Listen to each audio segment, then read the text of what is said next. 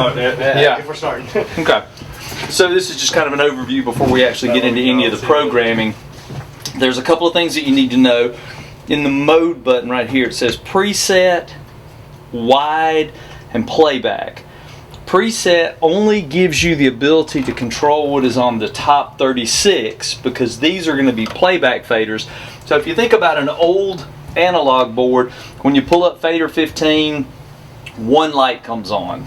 You pull up 17, one light comes on, because these are basically handles that control a specific light or a specific fixture. When you go down to the wide mode, what it does is it gives you two scenes. So this can control a single fixture. These can control single fixtures. In the setup that we have here, you'll notice based on the writing that we have fixtures in both. So there's probably, well, this would be 72 fixtures if we had something on every handle, and honestly I think we do. I think there was a fixture on every one. In the last one here is playback.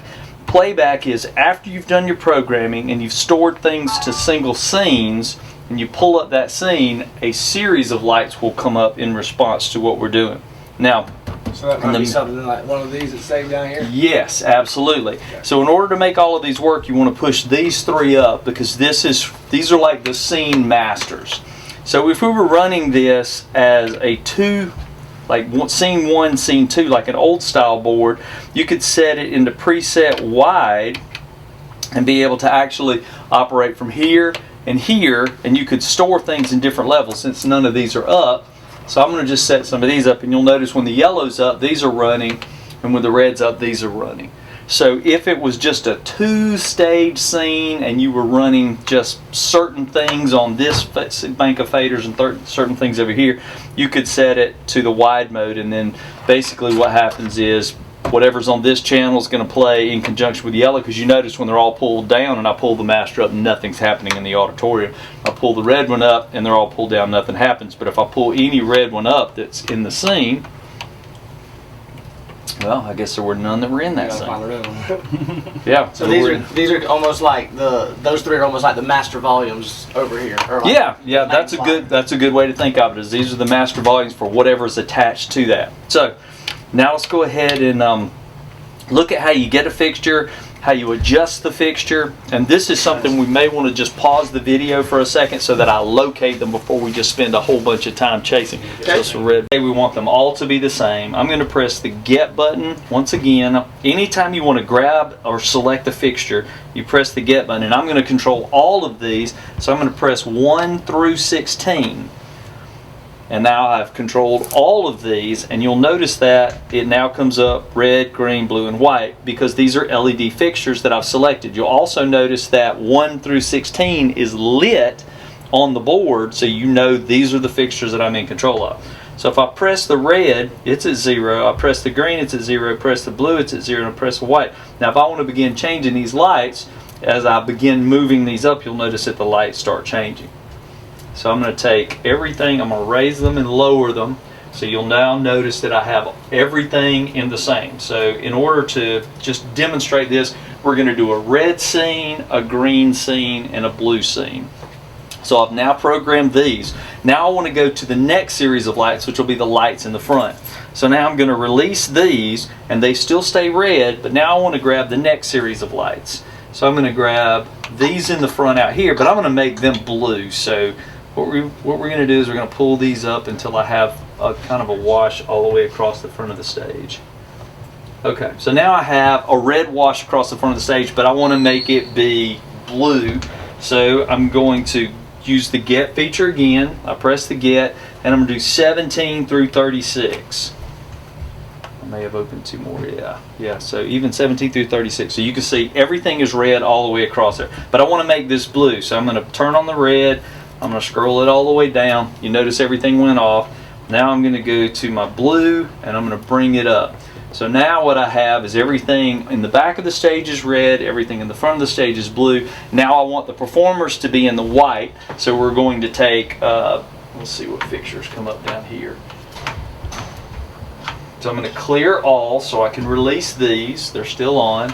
and I want to see what comes up down here. So now let's grab the moving lights that we have and focus them on the center of the stage. So I want to grab them individually because I want to control them individually, not collectively.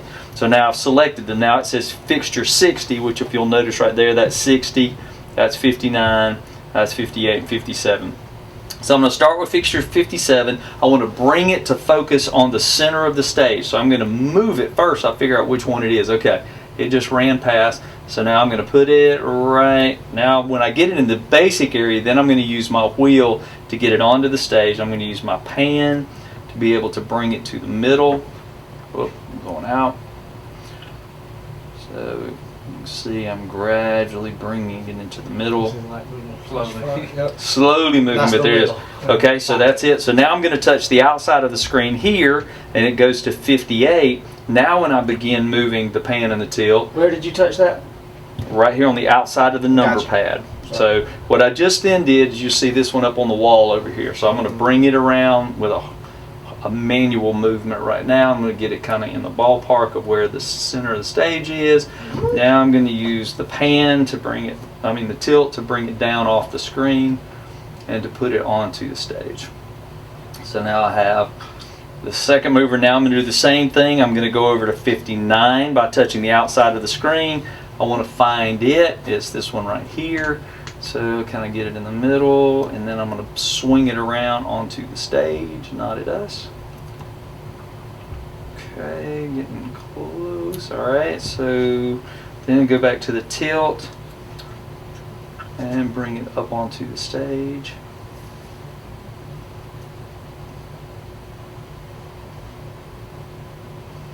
Okay, and then I'm going to use my pan again to bring it towards the middle.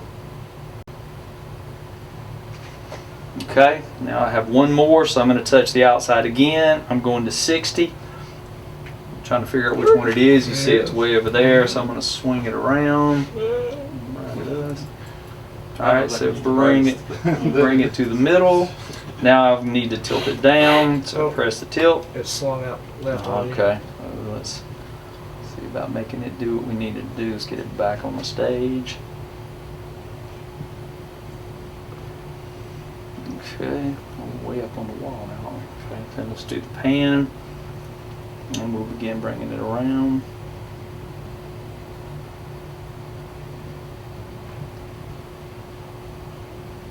So we're in the middle. Now one thing I want to do, because you see how big the circle is, we're up on the front of the stage and we're over there. So I'm going to go into some of the other features that are here. And as you begin touching these other features, you'll notice on the top row, the last button, there's a zoom feature. So if I do this, you should see how broad that got, and then I can bring it all the way into the smallest. It's still kind of big, so let's see if there's other features in here, like maybe the prism might be turned on. So let's turn the prism off, and that should bring it in some. Let's see what else might be turned on in here that we don't want. So just touching the different blue buttons brings up a different menu item. Exactly. Okay. So you notice right here what I did when I went to the iris. Ooh. It brought it down considerably. Nice. So now I can go back up to my tilt up here, and I can bring it down onto the stage. Okay, get it off the screen, and then I can move it into the center. Oh, they got a chorus production going on. It's a pre-K sing-along. It's a what? Pre-K. Ah, gotcha. My 4-year-old's gonna be in it. Cool. Supposedly, I'm not sure he's actually gonna be up there. Gotcha. Okay, so let's just say for grins and giggles that this is exactly what we want. If I'm gonna take that one and kind of center it more towards the middle right there. Okay, so now let's say we're happy. We have our red wash in the front. We have we have a blue wash in the front, we have our red wash behind, and we have our center focus. We're happy with this. This is what they want. I'm going to press the record button, which is right here. When I press the record button, it's going to flash everything that's available for me to get. I can put it anywhere other than these two spots. So I'm going to just go to 2, and it says RO2. Now just stored that. So now what I can do is I can clear all. I can pull all of these down. So now there's nothing on, and then I go over here and I want to go to playback mode now, when I put the board in playback and I pull up number 2, it retrieves the scene that I did. Now if I go to another one, like there was something on 1, so now I hit 1 and it goes to whatever it was there. Now when I hit 2, Blue and red. it goes right back to it. Yeah, spotlights. So that's how you take a fixture and program it into a scene. So if you're going to do a show and you've got 6 or 8 scenes, you program each one of the scenes in that order and you would store them to the various faders. Now, this is where it can get complex. Let's say, for instance, we're doing a theatrical production and they've got 4 scenes and they have 20 cues per scene. So now all of a sudden you have 80 cues and you're thinking to yourself, oh my gosh, I got to program 80 faders. Well, yes and no. So what the board gives you the ability to do is to create a cue list. And the cue list on this board is called a stack. And a stack just means you're going to run things in a specific order and you're going to allocate them in the way that you want them. So if this were scene 1, what I would be able to do is to go in and let's get back over here. See where it says record stack? So what this enables me to do is if I want to record stack, I'm just going to pull this down for the moment. So I'm going to say record stack and it's going to say where do you want to put this stack? Okay. Now let's explain what I'm about to do so that it'll make sense. Okay, a stack means that we are basically taking like pages of a book and we're putting them together. It just enables you to put the book together any way you want to. It doesn't have to be 1, 2, 3, 4, 5, 6, 7, 8, 9, 10. It can be 2, 7, 4, 8, 9. Whatever order that you record the various looks into the board, it's going to play back in that order. So we're just going to make a stack at this point, and I'm going to store a stack to one of these handles down here. Since there's nothing in blue, I'm going to record my stack to 4. Now, see what it says, record a snapshot, and you notice that the scene button now lights up. Okay? This is important at this point. So I can use an existing scene, which means I can pull up any of these and I can layer them as I want to, and they'll play back on scene 4. So we're just going to take some of the stuff that's already in the board, make a real simple one. So we're going to start off with scene number 1. Okay? I'm going to press OK, and it says 1. Now I'm going to pull this down, and I'm just going to pull up the next one that we did, which was here, and I'm going to press record again, and notice it goes to 2. There's another one over here. I have no idea what it does. We're going to go to it. It says scene 3, so I'm going to press record again. Now there's one over here. I don't know what it is. It's in the center. We're going to call it record scene 4, and then we're going to go back to the one we started, which is our blue red with center spot, and I hit record again. When I am happy with everything that I have, I come back over to the blue button and I press, wait a second.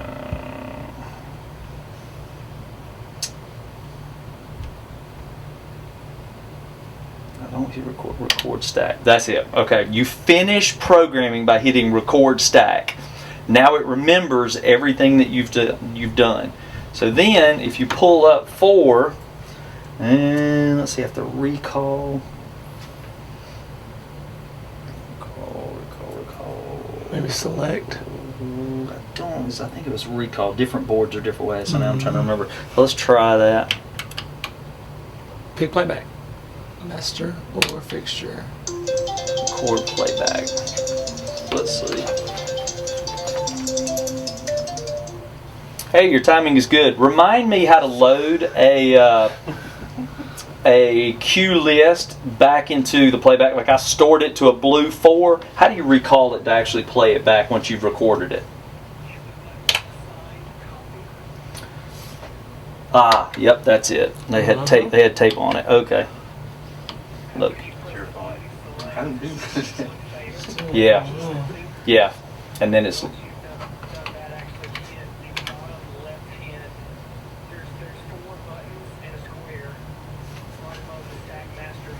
Mm-hmm.